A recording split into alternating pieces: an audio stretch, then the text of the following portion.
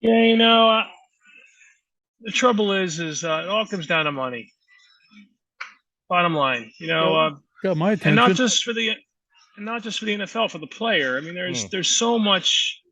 Everyone play, is this higher than thou attitude, this and that.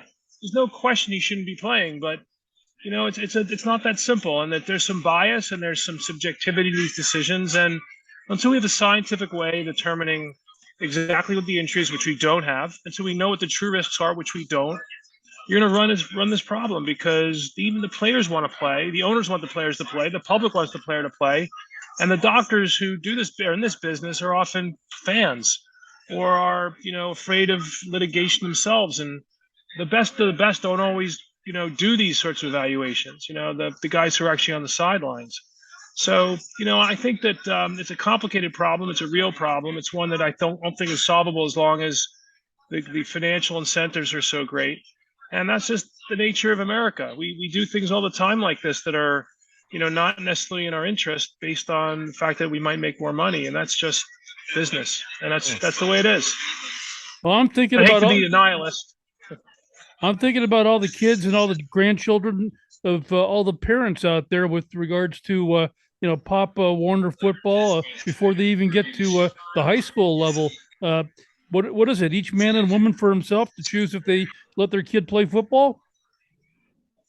Look, I think Texas is football central. I understand the culture there, and I'm very aware of it's part of the fabric of the state. Communities, gather around about this. This is a huge deal.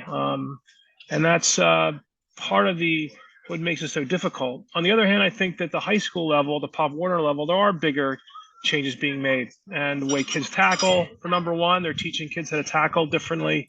Um, if kid is hurt, they're not congratulating them to get a stinger. In the old days, the tougher you are, the coaches are being educated. Um, but they're not being paid. So their future is less certain. So and their parents Hmm. have to be concerned about them just going to college. So I think that there's got to be the fact that Tua goes back in the game early.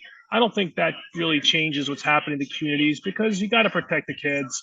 And I also think everybody says, "Oh, we have to do this for our children." We do all sorts of weird stuff that adults do that we would never want to do for our kids.